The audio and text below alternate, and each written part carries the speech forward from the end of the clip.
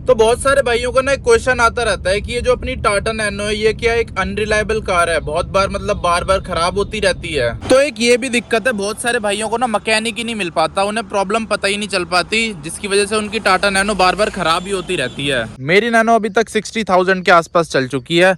इसे मैं लाख तक आराम से चला सकता हूँ, उससे ज्यादा भी चल सकती है चलाने को। तो स्वागत है यार आप सभी का एक और नए दिन में। अभी टाइम हो रहा है सुबह के 7:20 हो रहे हैं और अभी फिलहाल कुछ इस तरह की जगह पे पहुंच गया हूँ अपनी टाटा नैनो को लेके। आज दिल्ली में बारिश हो जा रही है सुबह से, मतलब इतनी तेज नहीं हो रही, थोड़ी थोड़ी हो जा रही है बूंदाबांदी, लेकिन उसकी वजह से भी पानी भर गया है जगह जगह थोड़ा थोड़ा सा। तो मंदिर से होके आ चुका हूँ मैं, अब केले खा लेता हूँ क्योंकि घर से मैं कुछ खा के नहीं आता जब मंदिर आता हूँ, तो अब केले खाते हैं। बहुत तेज भूख लग रही है।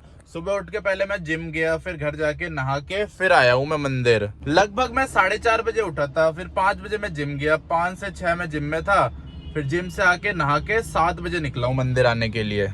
तो कुछ इस तरह का शेड्यूल रहता है मेरा अक्सर सुबह के टाइम पे, और आज का ही नहीं है, ये डेली का मेरा यही शेड्यूल है। तो बहुत सारे भाइयों को ना एक क्वेश्चन आता रहता है कि ये जो अपनी टाटा नैनो है ये क्या एक अनरिलायबल कार है, बहुत बार मतलब बार बार खराब होती रहती है। तो वही मैं इस वीडियो में बताऊंगा कि क्या टाटा नैनो एक रिलायबल कार है या फिर एक अनरिलायबल कार है। तो अगर मैं आपको अपना ओपिनियन बताऊं ना, मेरे हिसाब से तो टाटा नैनो एक अनरिलायबल कार बिल्कुल भी नहीं है, क्योंकि जो इस वाली टाटा नैनो में इंजन यूज हो रखा है ना, वो ऐसा नहीं है कि कोई नया इंजन उन्होंने लिया था।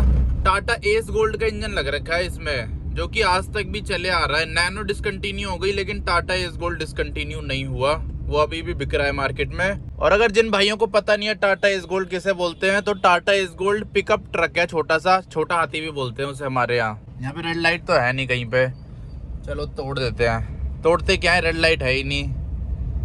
तोड़ते तो जब है ना जब रेड लाइट होती है। हाँ, तो टाटा का ना एक पिकअप ट्रक आता है छोटा सा, उसे बोलते हैं टाटा एस गोल्ड। वो पेट्रोल में भी आता है, डीजल में भी आता है। तो जो पेट्रोल वाला इंजन है ना वो डाल रखा है इसमें टाटा नैनो में, तभी जो इसका एग्जॉस्ट साउंड है ना वो भी थोड़ा थोड़ा उससे मिलता जुलता है, क्योंकि दोनों में इंजन एकदम सेम है, बस उसकी सीसी थोड़ी ज्यादा है। उसमें 700 सीसी का आता है, इसमें आता है 624 सीसी का 2 सिलेंडर इंजन, और 2 सिलेंडर उसमें भी आता है। सिलेंडर सेम ही है, बस सीसी का फर्क है। और जो इंजन के पार्ट्स है ना वो भी दोनों में सेम ही है। इसके पार्ट्स उसमें लग जाते हैं और एस गोल्ड के पार्ट्स इसमें लग जाते हैं, स्पेयर पार्ट्स इंजन से रिलेटेड। तो इसीलिए जो अपनी टाटा नैनो है इसका इंजन भी काफी ज्यादा रिलायबल है।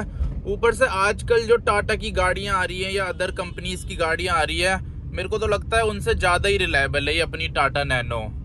उसका रीजन मैं भी आपको बताता हूँ। वैसे जो आजकल की टाटा की गाड़ियां आ रही है ना, उनका इंजन तो रिलायबल है, क्योंकि वो भी पुराना इंजन है, बहुत टाइम से यूज हो रहा है और बहुत सारी कंपनियां यूज करती हैं। फिएट का इंजन यूज करते हैं टाटा वाले, जो आजकल गाड़ियां आ रही है इनकी। लेकिन पता है वो अनरिलायबल क्यों बन गए हैं? इलेक्ट्रिकल्स की वजह से। आजकल गाड़ियों में फीचर्स इतने आते हैं, दुनिया भर के फीचर, ये फीचर वो फीचर, तो उन्हीं फीचर्स की वजह से गाड़ियां अनरिलायबल होती जा रही है। एक तो फीचर्स की वजह से, ऊपर से BS6 BS4 इन सब नॉर्म्स की वजह से गाड़ियां अनरिलायबल हो रही है आजकल के टाइम पे। पहले ये सब नहीं होता था तो गाड़ियां काफी ज्यादा रिलायबल हुआ करती थी, और खासकर इलेक्ट्रिकल्स नहीं होते थे इतने ज्यादा। पर मेरे हिसाब से तो टाटा की गाड़ियां ना सबसे ज्यादा अनरिलायबल इलेक्ट्रिकल्स की ही वजह से हो पा रही है। पर अपनी गाड़ी में इतने इलेक्ट्रिकल्स है ही नहीं, बेसिक सी चीजें हैं, तो जिसकी वजह से ये काफी ज्यादा रिलायबल कार बन जाती है। हाँ, बहुत सारे लोगों की नैनो ना बार बार खराब होती रहती है। अगर मैं आपको अपनी कहानी बताऊं तो एक टाइम पे ना मेरी नैनो भी बहुत ज्यादा खराब हुआ करती थी, बार बार खराब होती थी, लेकिन उसका रीजन इसका अनरिलायबल इंजन नहीं था, उसका कुछ और रीजन था। और उसका रीजन पता है क्या था? जो मेरी नैनो है ना, इसमें मैंने एक बार क्लच प्लेट डलवाई थी, तो क्लच प्लेट डालते टाइम ना उन्होंने एक प्लग नहीं लगाया। इसका इंजेक्टर होते हैं ना, उसमें 2 प्लग होते हैं, एक तो उन्होंने लगा दिया, एक प्लग उन्होंने ऐसी बस टच कर दिया लेकिन ढंग से फिट नहीं किया, तो उसकी वजह से इसमें बार बार दिक्कत आती थी, ये मिसिंग मारती थी, कभी कभी बंद हो जाती थी चलते चलते। और सबसे मेन चीज है कि प्रॉब्लम का पता ही नहीं लग पा रहा था कि दिक्कत क्या हो रही है इसमें। मैकेनिक के पास ले जाता था, वो कुछ और चीज चेंज करने को बोलते थे, और वो चेंज करवाने के बाद भी दिक्कत जो है ना वो सॉल्व नहीं हो पाती थी, वैसी की वैसी रहती थी।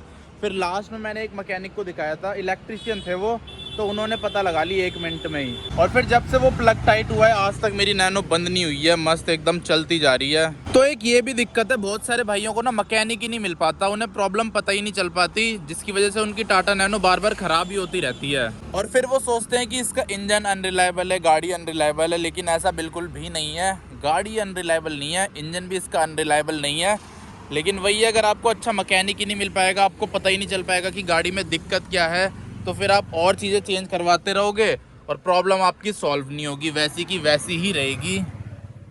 इसीलिए अगर आपकी नैनो बार बार खराब हो रही है ना, आप ठीक करवाते जा रहे हो लेकिन फिर भी वो ठीक नहीं हो पा रही है, तो सबसे पहले अपना मैकेनिक चेंज करो, कोई अच्छा सा मैकेनिक ढूंढो। और जब मेरी नैनो खराब होती थी ना, मैंने इसमें इतने पैसे लगाए, कभी 1000 रुपए का कुछ चेंज करा दिया, कभी 1500 का कुछ चेंज करा दिया, लेकिन लास्ट में जिन मैकेनिक ने ठीक करी थी ना, उन्होंने बस 150 रुपए लिए। 150 रुपए में बस प्लग ही तो टाइट किया था उन्होंने। थी इतनी छोटी सी दिक्कत, लेकिन मिल ही नहीं रही थी किसी को दिक्कत, जिसकी वजह से वो छोटी सी दिक्कत बहुत बड़ी बन गई और बहुत ज्यादा मेरे पैसे भी खर्च हो गए उसके चक्कर में। लेकिन जब से वो प्लग टाइट किया है ना, तब से अब एकदम मस्त चलती है ये। अब ना मिसिंग मारती है ये, ना चलते चलते बंद होती है, माइलेज भी अच्छी देती है।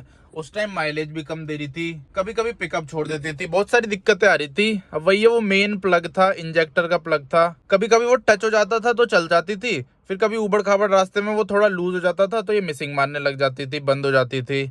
ये दिक्कत हो रही थी इसमें बहुत ज्यादा। और यार नैनो का जो इंजन है ना, वो बहुत ही ज्यादा बेसिक सा है, एकदम सिंपल मैकेनिज्म है इसका, तो इसीलिए इसे रिपेयर करना भी बहुत ज्यादा इजी है। कुछ है ही नहीं इंजन में, थोड़ी बहुत चीजें हैं, उसमें क्या ही खराब होगा, और खराब होगा भी तो बहुत आसानी से इजीली रिपेयर हो जाएगा सस्ते में। ऑटोमेटिक नैनो में थोड़ी दिक्कत हो सकती है, उसका थोड़ा कॉम्प्लिकेटेड हो सकता है, लेकिन इस वाली नैनो का तो बहुत ईजी है। ये देखो यहाँ पे भी कितना पानी भर रखा है, यहाँ तो यार पानी भर रखा है बहुत ज्यादा। गलत रास्ते से आ गया मैं तो। ये देखो, ओ भाई देख रहे हो कितना पानी है। नैनो बंद ना हो जाए बस ऐसे पानी में, अपना स्लो स्लो निकल जाएंगे। लेफ्ट साइड रख लेता हूँ, लेफ्ट साइड थोड़ा ऊंचा सा है। चलो इसी के साथ पानी पार हो चुका है। ऐसे पानी में चलाने के बाद ना इसकी ब्रेक नहीं लगती, बहुत ज्यादा टाइट से दबानी पड़ती है। ड्रम ब्रेक्स है ना, ड्रम ब्रेक्स में ये होता ही है। स्कूटी की ड्रम ब्रेक्स भी ऐसी होती है, बाइक की ड्रम ब्रेक्स भी ऐसी होती है। ओ भाई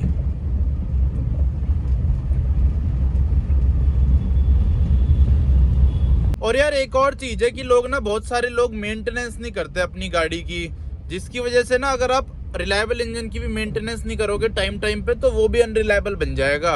और वहीं आप अनरिलायबल इंजन की भी ढंग से मेंटेनेंस करोगे, टाइम टाइम पे सारी चीजें कराओगे, सर्विस वगैरह जो पार्ट चेंज होना है उसे टाइम पे चेंज कराओगे, तो अनरिलायबल इंजन भी रिलायबल रहेगा।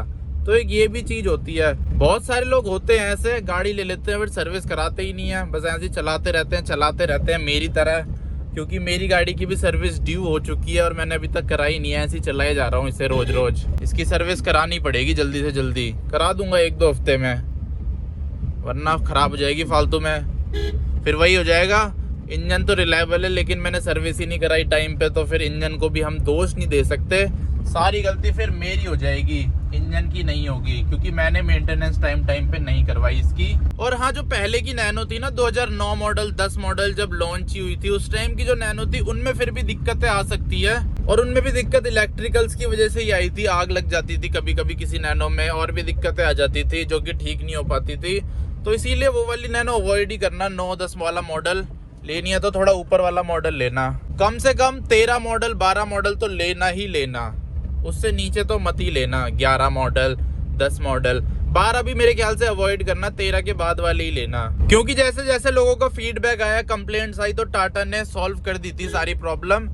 12-13 मॉडल के बाद इतनी प्रॉब्लम नहीं आती थी, बिल्कुल ही प्रॉब्लम नहीं आती थी उसके बाद तो। और ऊपर से 9-10 मॉडल की तो वैलिडिटी भी खत्म हो चुकी है मार्केट में, इसीलिए इन्हें तो बिल्कुल ही अवॉइड कर देना। तो दोबारा से यार अपनी नैनो को लेके पहुंच गया मैं इस वाली जगह पे। बहुत सारे भाई पूछ रहे थे कौन सी लोकेशन है ये, लेकिन ये लोकेशन मैं आपको नहीं बता सकता क्योंकि ये प्राइवेट लोकेशन है, यहाँ पे वैसे भी आने नहीं देंगे किसी को, मेरे को भी नहीं आने देते, वो तो कुछ रीज़न की वजह से मेरे को आने दे रहे हैं यहाँ पे, वरना यहाँ नहीं आने देते नॉर्मल लोगों को। ये देख लो, बहुत ही सुंदर जगह है। तो आई होप आपको पता चल गया होगा कि ये जो अपनी टाटा नैनो है, इसका इंजन रिलायबल है या फिर नहीं है। वैसे जो इसकी इमेज है ना कि इसका इंजन अनरिलायबल है, वो बहुत सारे रीजंस की वजह से बना है। एक तो इसकी जो मार्केटिंग है उसकी वजह से, दूसरा लोगों ने सोचा सस्ती कार है तो फिर इसका इंजन रिलायबल हो ही नहीं सकता। तीसरा चीज है लोगों ने टाइम टाइम पे मेंटेनेंस नहीं करी। फर्स्ट बैच की गाड़ियों में बहुत दिक्कतें आई थी, तो उन सब रीजंस की वजह से लोगों को लगता है कि इसका जो इंजन है ना वो बहुत ज्यादा अनरिलायबल है। लेकिन यार अगर आप अपनी टाटा नैनो की मेंटेनेंस टाइम टाइम पे कराओगे, सर्विस वगैरह टाइम टाइम पे कराओगे, तो ये लाख किलोमीटर से ज्यादा क्रॉस कर लेगी। मेरी नैनो अभी तक 60,000 के आसपास चल चुकी है। इसे मैं लाख तक आराम से चला सकता हूँ, उससे ज़्यादा भी चल सकती है चलाने को। तो बस टाइम टाइम पे सर्विस करवाते जाओ, जो पार्ट चेंज होना है जब जब उसका टाइम है उसे उस टाइम पे चेंज करा दो, तो फिर चाहे आपकी गाड़ी अनरिलायबल भी होगी ना, वो भी रिलायबल रहेगी। बाकी देखने में यार कितनी मस्त लग रही है। अब मैं इसके वो लेने वाला हूँ व्हील कैप, जल्दी से जल्दी 1-2 हफ्ते में ले लूँगा, क्योंकि इस तरफ से ना ये बहुत गंदी लगती है बिना व्हील कैप के। व्हील कैप जब इसमें लगे थे तब बहुत तगड़ी लगती थी, पर अब इतनी तगड़ी नहीं लगती।